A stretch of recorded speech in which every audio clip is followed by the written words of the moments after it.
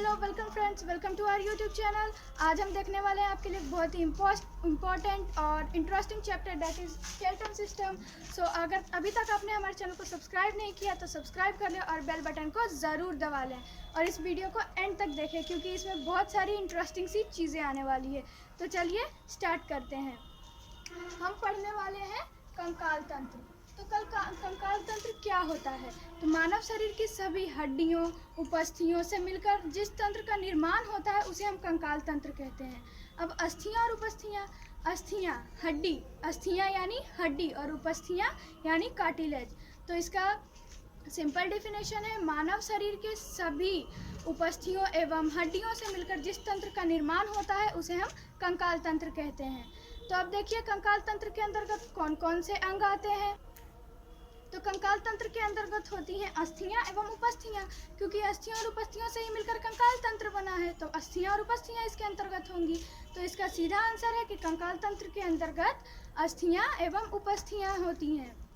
तो अब अस्थि क्या है? अस्थि होती क्या है? हड्डी क्या है? तो अस्थि है यह एक दृढ़, कठोर एवं सफेद रंग का होता है। अस्थि कैल्शियम और फास्फोरस आदि के निर्माण से बनी होती है। तो अस्थि, ये देखिए, ये जो हड्डी है अस्थि यानी हड्डी। तो अस्थियां क्या होती है? यह एक दृढ़, कठोर एवं सफेद रंग का होता है और यह कैल्शियम और फास्फोरस से मिलकर बना होता है। चलिए, अस्थियां तो पता चल गई, अब उपस्थियां क्या होती है? तो उपस्थियां भी बिल्कुल सेम है, थोड़ा सा अंतर है। तो अस्थियां एक विशेष प्रकार की लचीली एवं मुलायम हड्डी होती है। मतलब कि यह ऐसी हड्डी होती है जिसे कि हम थोड़ा मोड़ सकते हैं, वो बिल्कुल लचीली होती है और मुलायम होती है। जैसे हमारी कान की हड्डी को अगर हम प्रेस करेंगे तो ये ज़रूरी, देखिए ये देखिए ये मुड़ जाएगा, लेकिन ये फिर प्रेशर जब इसके पास से हटेगा तो ये अपनी पहले वाली शेप में आ जाएगा। तो इसी को हम कहते हैं उपस्थियां यानी कार्टिलेज। अब देखिए अस्थियां, तो दो या दो से अधिक अस्थियां जहाँ पे मिलती है उस स्थान को हम क्या कहेंगे? जहाँ पे हमारी दो हड्डियां मिलती हैं तो हम उस स्थान को क्या कहेंगे? तो उस स्थान को हम कहेंगे संधि या जोड़। दोनों में से हम कुछ भी कह सकते हैं, संधि या जोड़। तो अब संधि क्या होता है? तो संधि, ये आपको पता चल गया, जहाँ पे दो हड्डियां मिलती हैं, जुड़ती हैं, उसे हम संधि कहते हैं। तो अब संधियों के भी दो प्रकार होते हैं। कौन कौन सी होती हैं वो होती हैं चल संधि और अचल संधि। तो चल संधि क्या होता है? चल संधि बिल्कुल सिंपल है कि वैसी संधि, वैसा ज्वाइंट जहाँ पे कि मूवमेंट हो सकता है, वहाँ पे गति संभव है।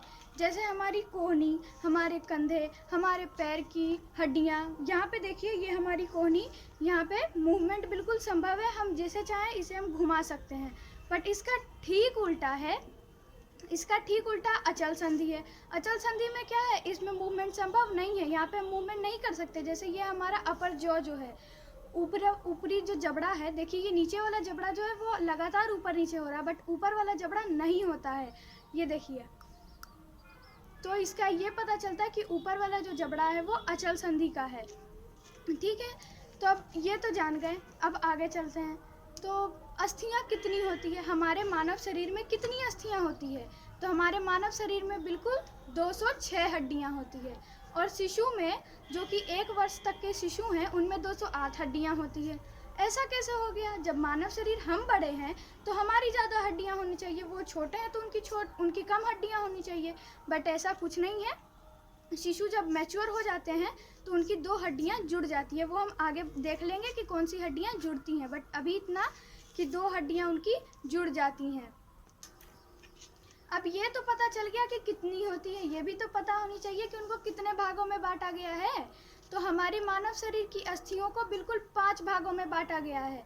पहला है खोपड़ी की अस्थि, दूसरा है छाती की अस्थि, तीसरा है रीढ़ की अस्थि, चौथा है हाथों की अस्थि और 5वां है पैरों की अस्थि। तो बस अब हमें इसी को देखना है और अभी हमें सारी हड्डियों के नाम भी अच्छे से याद हो जाएंगे। तो बस ये जो फिगर है आप इसके ऊपर कंसंट्रेट करिए। तो ये देखिए, सबसे पहले ये यहाँ पे जो भी अस्थियाँ होंगी इधर, इसे हम खोपड़ी की अस्थि बोलेंगे और इसे हम खोपड़ी कहते हैं। अब आगे चलिए, छाती की अस्थि में आ गए हम लोग। तो छाती की अस्थि क्या होती है? ये देखिए, ये छाती में जितनी भी हड्डियां होती है इसे हम क्या कहते हैं? पसलियां। यही होती है छाती की अस्थि, यही छाती की अस्थि होती है। अब रीढ़ की अस्थि कौन सी होती है? तो रीढ़ की अस्थि जो है, ये जो हमारी रीढ़ की हड्डी है इसे हम रीढ़ की अस्थि बोलेंगे, और ये जो है ये रीढ़ की हड्डियां हैं, इसे ही हम रीढ़ की अस्थि बोलते हैं। आगे चलते हैं। अब कौन सा है? हाथ की अस्थि। तो हाथ की अस्थि कौन कौन सी है? ये देखिए, हाथ की अस्थि ये वाली, हमारा ये पार्ट जिसे हम क्या कहते हैं? ये पार्ट, ये हमारा ह्यूमरस है, एंड ये यहाँ पे आ गया हमारा ह्यूमरस। ये यहाँ पे हमारा ज्वाइंट है, संधि जिसे हमने बताया था, जोड़। और यहाँ पे अब हम आ गए, ये देखिए, ये यहाँ पे तो एक ही हड्डी होती है, बट यहाँ पे दो दो हड्डियाँ होती हैं। एक हड्डी होती है रेडियस और एक हड्डी होती है अल्ना। सो देखिए, ये ड्राइंग में एक ये हड्डी है और एक ये हड्डी है। तो जो अल्ना है वो हमारी लिटिल फिंगर की तरफ आती है, यहाँ से दो हड्डियाँ होती हैं, और अल्ना जो है ये लिटिल फिंगर की तरफ आएंगी, और जो रेडियस है वो बाकी सारी उंगलियों के पास होंगी। तो यहाँ तक तो हो गया। अब इसके बाद है हमारी ये रिस्ट। तो रिस्ट पे कितनी हड्डियाँ होती हैं और इसके नाम क्या होते हैं? तो रिस्ट पे 8 हड्डियाँ होती हैं, जिनके की नाम कार्पल्स होते हैं। ये देखिए, यहाँ पे बिल्कुल 8 हड्डियाँ होती हैं। आगे चलिए, ये जो हमारा ये है, इसे पाम, इस हड्डियों को, इनकी हड्डियों को हम क्या कहते हैं? इनकी हड्डियों को हम कहते हैं मेटाकार्पल्स। और ये बिल्कुल 5 होती हैं, 5 उंगलियों के पास। ये देखिए, 1 2 3 4 और 5, 5 उंगलियों के पास हो गई। अब बाकी ये हमारी फिंगर्स जो ये होती हैं, इनको हम उंगलियां कहती हैं, और इन्हें हम फ्लेंजेस भी कह सकते हैं। तो ये हमारी हाथ की हड्डियां हो गई, अच्छे से याद भी हो गई। अब आगे चलिए पैर की हड्डियों के पास। तो ये देखिए, ये भी बहुत ही सिंपल है। पैर की हड्डियां, इसे हम कहते हैं फीमर। पैर की हड्डियां फीमर, फिर एक टिबिया, और यहाँ देखिए एक टार्सल, मेटाटार्सल, और ये फ्लेंजिज जिसे हम पद उंगलियां कहते हैं। तो ये देखिए, यहाँ पर भी 8 हड्डियां हैं, इसे हम बोलते हैं टार्सल। और ये जो नीचे वाला होता है, इसके बीच का पार्ट, इसे हम बोलते हैं मेटाटार्सल। और ये जो उंगलियां होती है, इसे हम बोलते हैं पदंगुलियां। इसमें हाथों में ये उंगलियां होती है, नीचे पैरों में ये होती है पदंगुलियां, इसे भी हम बोलते हैं फ्लेंजिज। तो ये देखिए, ये हमारा फीमर था, और यहाँ देखिए ये गोल सा पार्ट होता है, ये जो होता है हमारे घुटने को आगे की तरफ नहीं आने देता है। ये घुटना जो हम चलते हैं तो वो पीछे होता है, बट वो आगे की तरफ, इसके नीचे का जो पार्ट है ये नहीं आने देता है आगे। इसका क्या नाम है? इसका नाम है पटेला, इसे हम पटेला बोलते हैं। आगे चलिए, यहाँ पे फिर से 2 हड्डियाँ होती है, जैसे हमारे हाथ में यहाँ इसके ह्यूमरस के नीचे 2 हड्डियाँ थी, वैसे ही हमारा फीमर के नीचे भी 2 हड्डियाँ हैं। तो 2 हड्डियाँ कौन कौन सी है?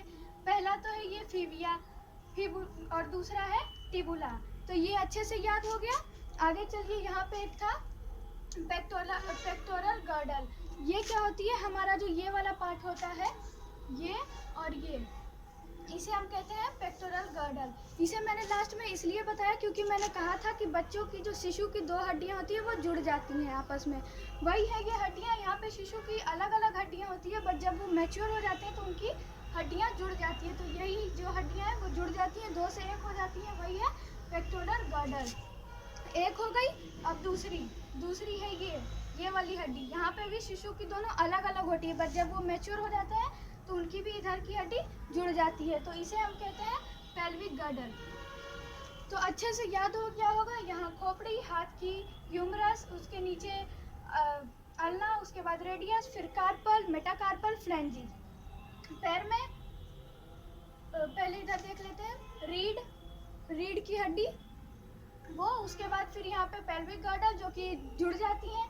अब पैर में है फीमर सबसे बड़ी हड्डी होती है हमारे शरीर की, और यह सबसे खोखली हड्डी भी होती है। तो फीमर हो गया, उसके नीचे ये हो गया हमारा पटेला, फिर इधर फीविया, इधर टिबुला, यहाँ पे हमारा हो गया टार्सल, मेटाटार्सल, और फ्लेंजेज या पदंगुलियाँ। ये हो गया, ये हमारा एक पेक्टोरल गार्डन। उम्मीद है आपको अच्छे से ये वीडियो समझ में आ गया होगा। तो अगर आपको ये वीडियो अच्छा लगा तो लाइक कर दे। तब तक के लिए थैंक यू।